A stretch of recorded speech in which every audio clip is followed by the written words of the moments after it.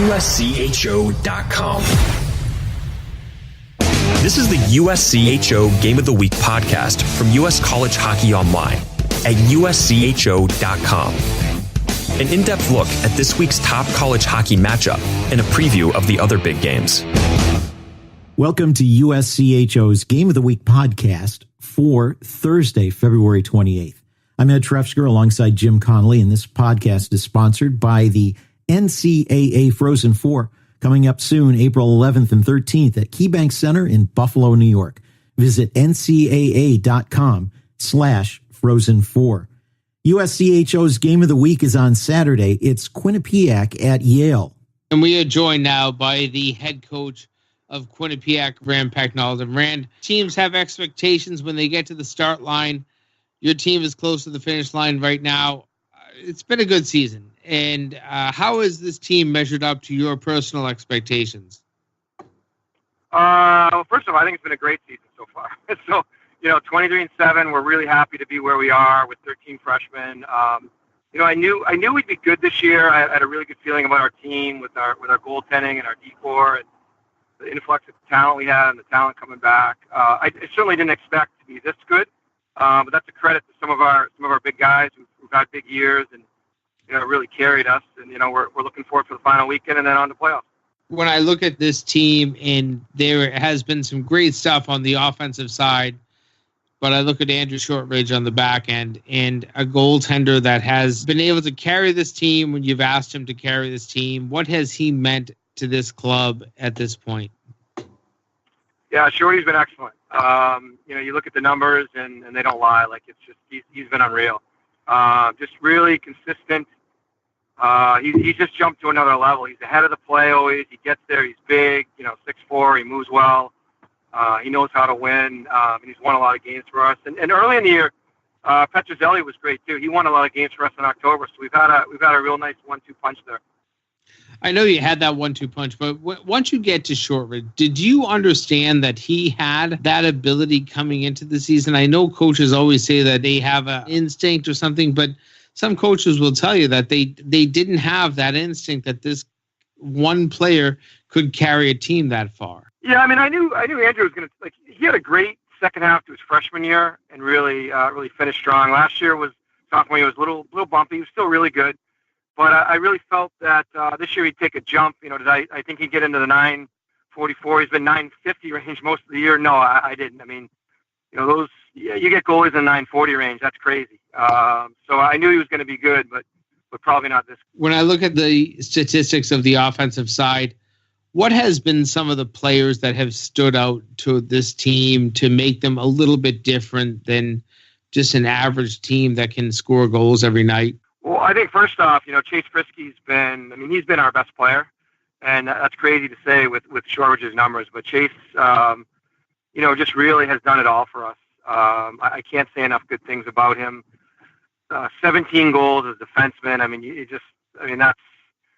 That's tough to beat. And then I think the thing that Chase kind of gets overlooked a little bit is how well he defends, and he's on the ice, and we always have the puck. He's been great. Great two-way defender. I think there's a lot of other D out there that put up good numbers, but I don't think any of them defend as well as Chase. He's the best defensive defenseman in the ECAC. He's just been great on the PK. So he's carried us. Fortunato, before he got hurt, was unbelievable. He had the puck all the time. So that's a tough break for us to lose him, but we're, finding a way to keep going. And then, Odin Tufton up front has just been unreal. I give him a lot of credit. He led the nation as a freshman in scoring last year, but he took a huge jump this year with just kind of rounding out his game, and he's good defensively, and he just makes players better. He's on that line with two freshmen, and they've been dominant this year. You just mentioned Tufto, and I know I do the plays of the week, and it seems that at the beginning of the season he was always there. Like, this kid is a guy that was a highlight reel man, but he also can just get in there and grind. And what makes a guy that can score 14 goals at this point and kind of muck and grind and find goals with a line like he has? What makes him special? Well, I think with Odin, he'll, he can do a little bit of everything for you. He's great on the power play. He can shoot, he can pass. But the unique thing about him, I think a lot of people don't realize, is how many battles he wins. He's not a big player, as we all know, but 50-50 battles, he wins 80-90% of those battles. He's just really strong on his skates. He's smart. He's crafty. Like I said before, too, he defends so well. He didn't as a freshman. He's bought into it. He's doing it this year. He's winning faceoffs. So he's really rounded out his game. And the big thing I keep trying to push on, like, if you defend well and you win faceoffs, we have the puck and you can go play offense. We're talking with Rand Pecknold, head coach of Quinnipiac. You've got Brown and Yale on the road this weekend. The Yale game is the USCHO game of the week. Has Yale developed into a pretty good rival for Quinnipiac? Oh, yeah. It's been, we're 8 miles apart or 9 or 10. I don't even know what it is. It's close. So the games are always great. We were fortunate to beat them about 3 weeks ago at our rink. The rink was sold out and crazy, and the fans were going nuts. So that was a nice win for us. It's loud and crazy at the games at Yale. So it's, I think we're 14 years in or something in the ECAC, so it's evolved into a great rivalry. In the ECAC, it seems like another year where everybody is crammed into the top of the standings, and you're down to the last couple of games. How competitive has the league been this year compared to recent years? Is it getting more and more so? I think our league's it's been really good for about 7, 8, 9 years. You've seen how many teams we've put in the Frozen Four and things of that nature. We've always got a lot of parity. Like Union right now is in 8th place in our league, and they're probably a top 20 team in the nation. We've had a little, whenever we've had a bump in the road, it's been in league, unfortunately for us. We're 11-1 non-league, which was great, but there's just a lot of parity, and the top 4 or 5 teams in our league are all within striking distance to win it. And hopefully we'll have a good weekend here, and hopefully we can make a run at the Cleary Cup. And to your point on Union, right now, if the season ended now, and when you look at the PairWise, ECAC Hockey could end up with 4 teams in the NCAA. So that's got to speak volumes. Yeah, and you know what? And last year Princeton was a 7th seed and they won it. So we could get 5. There's teams that aren't in the PairWise hunt right now, like a Yale and a Union and a Brown. If they get hot and get some goaltending, they could make a run in the playoffs. Rand, I'm going to look at your non-league schedule here, and you just mentioned you've had a great non-league record. Vermont, you had UConn, Boston College, American International, which ended up being probably a better opponent than you realized. Then you get to Maine. Then you get to UMass. I don't know if you knew when you were scheduling things, but you found a way to put some teams into your non-league schedule that worked out in terms of helping the PairWise and obviously helping you boost what you do in the postseason. Just give me a little thumbnail on how you put together your schedule. Well, you can never predict how it's all going to work. I mean, because you're doing the schedule, 2, 3, sometimes 4 or 5 years in advance. I remember, 7 or 8 years ago, 6 years ago, whatever it was, me and Norm, we set up, Lowell, Quinnipiac, and it was probably 2010, 11, we set that up. And then in 2013, we're both top 5 in the country. It was a little bit of luck there that it worked out that way. And, we've played UMass. I don't even know how many years in a row now. We do the, it's easy travel. It's close. We want to help the kids with their academics. So I focus a lot on the travel, but obviously UMass has a breakthrough year this year. And we were fortunate to split with them. But you just, sometimes you can't always predict what your schedule is. The big thing for me is, we want to kind of limit the travel. Well, we certainly will travel. We've gone places. We've gone to Minnesota and Michigan and, North Dakota before, and we done Arizona State last year. But I'm okay doing that a little bit. But in the end, like, the kids, they're here to play hockey, and they're also here to get an education. And we got to make sure, like, we're not on a plane every other weekend. That's leaving on a Thursday, getting home on a Sunday night. That's not good for your academics. This weekend, it will be 2 games on the road, at Brown on Friday night, at Yale on Saturday night. Obviously, the Yale game is one that kind of sticks out, I'm sure, on your players' minds. But in terms of the ECAC, there is so much on the line right now, and these standings have gotten so close. How do you as a coach just kind of approach these 2 nights? Obviously, there are 2 different nights. There's 2 different opponents. There's 2 different styles. But how do you as a coach just approach this whole weekend? Well, we always, as a staff, and what we ask our players to do is focus on the Friday game. We never even deal with Saturday. We'll deal with that Friday night afterwards. And even to take it a step further, as a coaching staff, we just focus on every day. If it's Monday, what are we going to do today to get better? Tuesday, what are we doing today to get better? It's really a process, and it's obviously worked for us. But I just don't think you want to get too far ahead of yourself. And if you put your energy into making your team better, or just a few players better every day you get out there, those marginal gains are going to add up, and you're going to get a lot of wins come the end of the year. Well, if anybody has looked at the ECAC standings at this point, there are basically 2 points separating the first 4 teams, 4 points separating the first 6, and then you can take 6 points that separate the first 8 teams. It is a real true accordion of standings at this point, Rand, and there's a lot to go for you, despite the fact there's only 2 games left. So much to play for. Good luck this weekend. We appreciate you taking the time.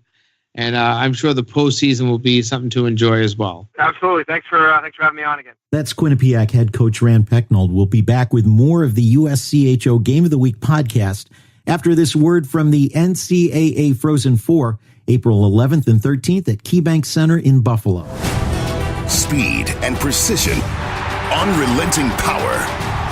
This trophy is not given, it must be earned.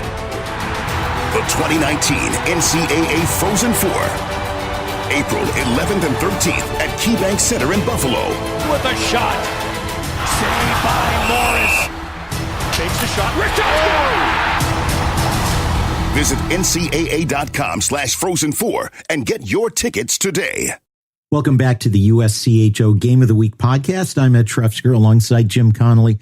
Jim, it was interesting to hear Rand Pecknold talk about the rivalry between Yale and Quinnipiac. When we talked to Keith Elaine a week or so ago, he really dismissed the idea that there was a rivalry that had built there. He saw the Ivy League teams and so forth as more traditional rivals. But with Quinnipiac as being the new team on the scene, they have the opportunity to build some new rivalries. And certainly there have been some big games, not just in the ECAC, but even on the national stage between the two teams. Well, don't forget they played for a national title back in 2013. That's a big part of what I would consider a rivalry. But I understand Yale is old, and they have been around for more than 100 years into the program. And some of the schools that they want to play, that they like to play, the ones that they want to put their fans in the building, are going to be the games such as Cornell, Harvard. Those are the big ones for them. Those are the games that they still look at as the ones that are the big rivalry games. And if they get to play a big non-conference team at home, that's one that they would love to highlight. Boston University, Boston College, Michigan, Minnesota, when they get to do that. So to think that a team can start up a program down the road and be successful may not be that appealing to Yale. And I understand that. But for Quinnipiac, you're looking at who your closest opponents. And Yale is in their conference. Listen, UConn was for a long time when Quinnipiac was in the MAC or Atlantic Hockey. And that was a wonderful rivalry. And Sacred Heart, not too far down the road, that was a great rivalry. But now you have changed conferences, as Quinnipiac has. And I know that Quinnipiac and UConn still play for the Heroes hat, which is a big game, and that does a lot in terms of fundraising. But in terms of games that are going to mean something within your conference, you need a rival. You have to build a rival. And for Quinnipiac, you will build Yale as a natural rival. I've been in hockeys for a long time, in Boston University and Boston College. They are natural rivals to one another. But the number of teams in the league that would tell you that BU or BC is their rival is almost hilarious, because of the fact that for you as this outlying team, that might be your rival. But for BC or BU, they will never tell you that they have a rival except for one another. So it's one of those things that there, for one team, you can have a rival.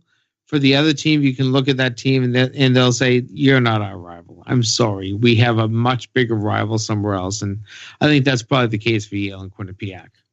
Well, going into this weekend, Yale hosting Quinnipiac on Saturday, but it's a big weekend for Yale because they got shutout last weekend, 2-0 at Dartmouth, 3-0 at Harvard. They don't control their destiny for a top 4 position in the league, and they're looking at maybe hosting in the first round. They need a couple of wins this weekend, plus things to fall their way. Meanwhile, Quinnipiac, with 1 win, either against Brown or Yale, sews up a top 4. And that's the importance of the ECAC standings, is you have to be in the top 4. You want that first round bye. You want to not have to play a quarterfinal game on the road. Yale was in great position, we thought, going into last week, and then they lost twice, and now they're not in a place where they control their destiny. Could they do it? Could they get there? Sure. And Clarkson is the team that will make it difficult or easy for them. And if Clarkson gets 2 wins, obviously it's done. Quinnipiac, the thought of Yale catching or passing Quinnipiac or Harvard, not that likely, I would say, especially that Yale has to play Quinnipiac, but you never know. This is still a very fluid standing situation, and you look at the whole top 5, you don't know where they're all going to go, but Yale feels like the outlier right now, and last weekend really destroyed everything they were trying to do, and they were in great position, and they lost it. So can they do something in the last weekend to get into that top 4? You never know, but my gut would say no. You talked about Clarkson and Cornell. They play on Saturday in the ECAC. Clarkson will have Colgate on Friday night, while Cornell will start the weekend at St. Lawrence, a team that it's fair to say has been struggling this season. Both of those teams are vying for a first-round bye. Both of them, Clarkson, they with some help, they could get into it with 1 win. Cornell with 1 win, perhaps even on Friday, would guarantee a top 4 finish, but a huge weekend for both of those teams who are in the NCAA hunt as well. Yeah, and you don't want to talk about where anybody could finish, because in this league at this point, it's a coin flip. And the fact that Clarkson and Cornell actually play, that makes it even crazier in terms of the standings. And one of those things where either of those teams, the way they win or lose, could put Harvard or Quinnipiac in first place. But the NCAA tournament is really what these teams are looking at. Cornell feels very secure. Quinnipiac is pretty secure. Clarkson is in good position. Harvard's in good position. There's a lot of NCAA tournament pairing space for these teams, but you feel like those 4 teams are getting into solidified position, and that's one of those things. When you're a league that's not the ECAC, you're sitting there and saying, boy, I didn't think the ECAC was that good this year.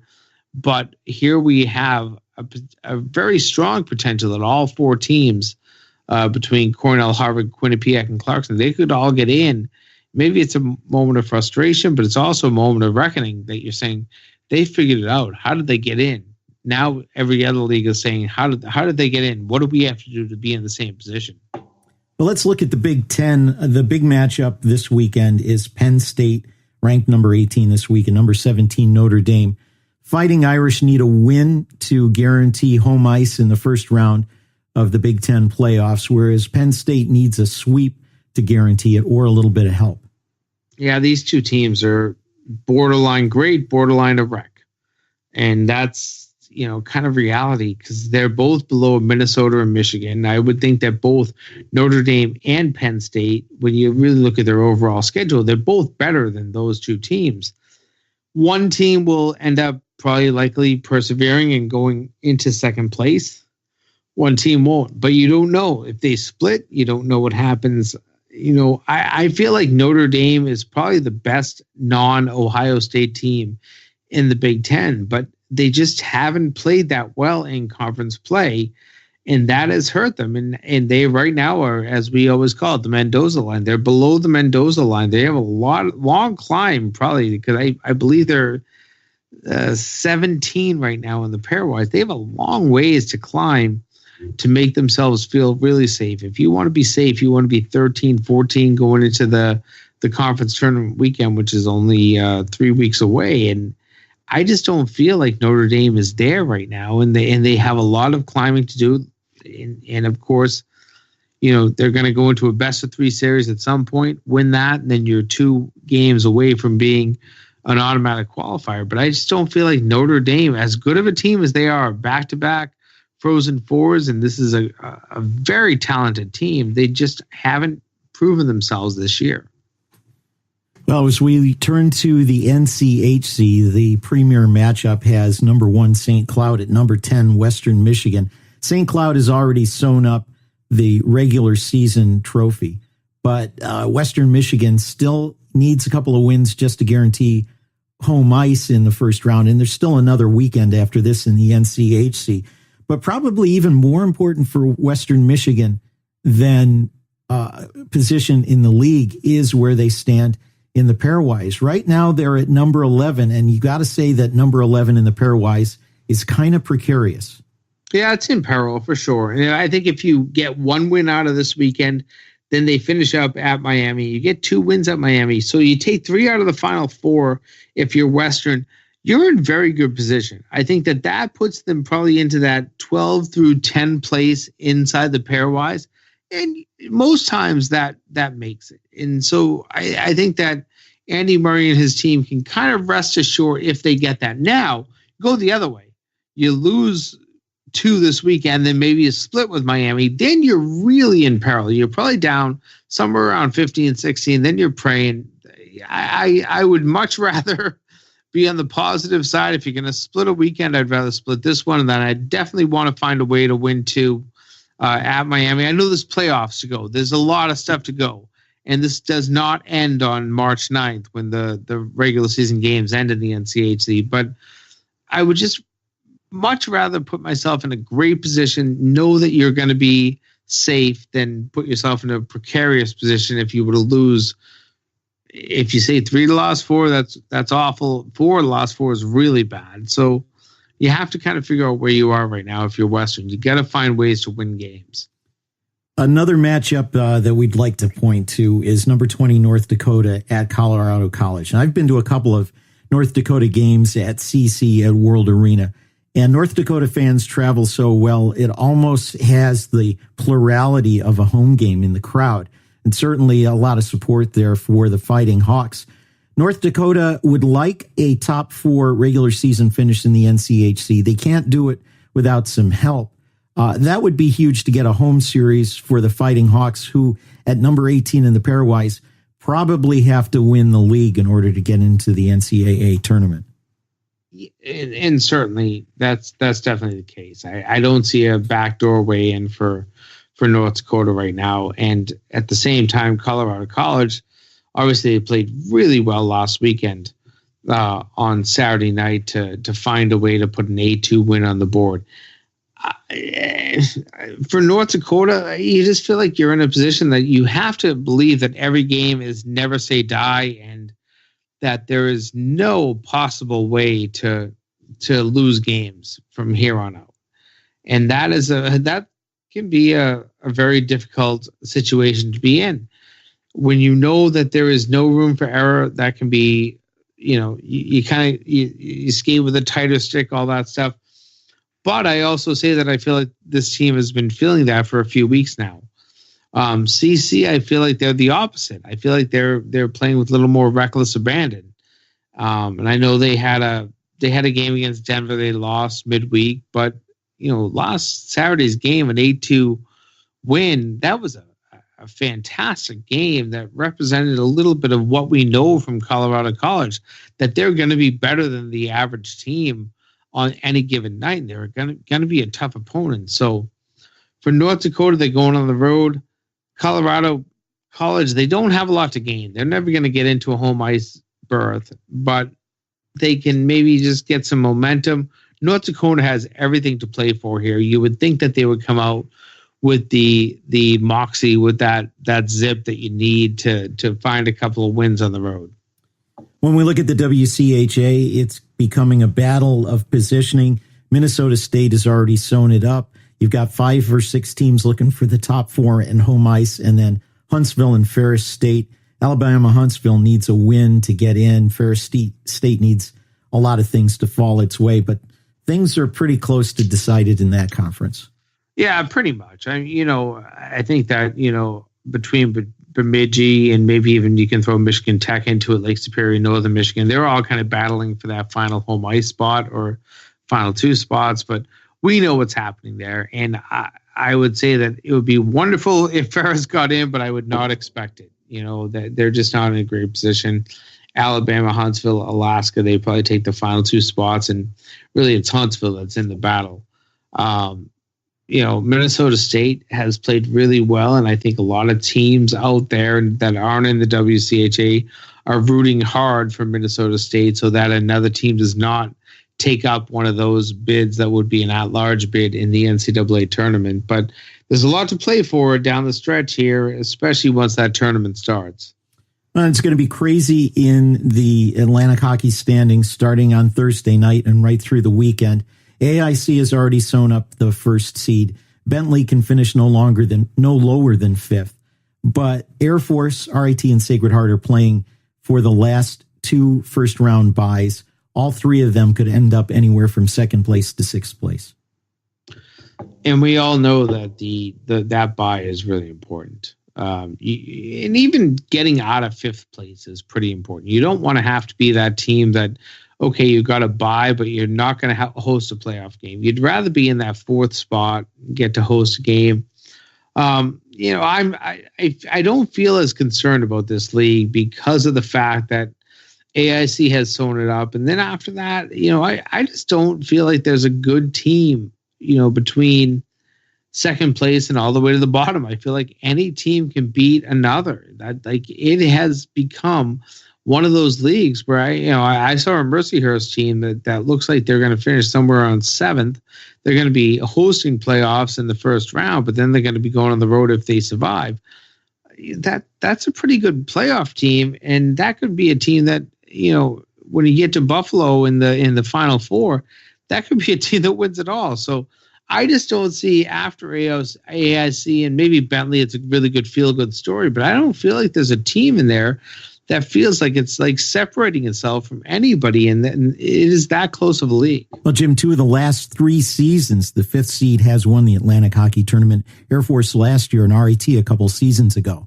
You know what? That's random. I'm going to give you that. That's the most random stat in the world because that is a tough road. You don't play a home game in your playoffs. You have to make an upset in your first round where you have to go on and beat the 4 seed at home. And then you have to go on the road, obviously, to somewhere. If you're Canisius or you're Niagara this year, it's not that far of a road. If you're RIT last year, was not that far of a road, or the number of years in back of it. But, if you're Air Force, you're going on the road for a long time. And listen, if they do it well, they do it well. I get it. Some teams and their coaches do well to build them for playoffs. But I would say that I would not want to be in that 5th seed. I think that is the toughest road to hoe. Although in the oft-repeated words of Frank Serratori, that's why we're called Air Force and not Bus Force. True. One other series to look at is Arizona State at Minnesota. Last 2 games of the season for the Sun Devils. They've pretty much locked in for an NCAA at-large berth. How important is this series both for the Gophers and for Arizona State? Well, I'm not sure that there's any NCAA implications at all on the line. The Gophers can't get there with winning these 2 games, and Arizona State likely cannot fall out of the tournament by losing these 2 games. But in terms of confidence, Minnesota has many chances to get that confidence after this. Arizona State does not. They need to find a way to at least split this series to make sure that they have that confidence that they are a good team. I also look at everything that Greg Powers has done this year and also know that this guy seems to instill a lot of confidence in his players.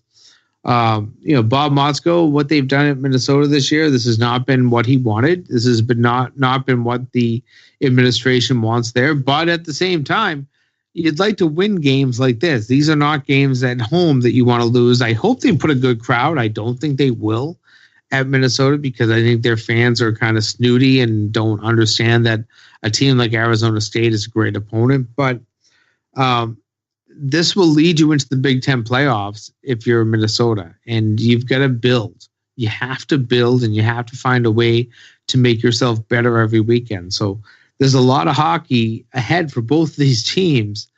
And one will be an NCAA berth, and that's Arizona State. And one will be a Big Ten berth, and that's Minnesota. And both of them have to be ready to play those games. This weekend is their preparation. Well, that's going to do it for this week's Game of the Week podcast. For Jim Connelly, I'm Ed Trefzger, and we'll catch you next time. This has been the USCHO Game of the Week podcast, a production of US College Hockey Online. Visit uscho.com/podcasts to listen or subscribe.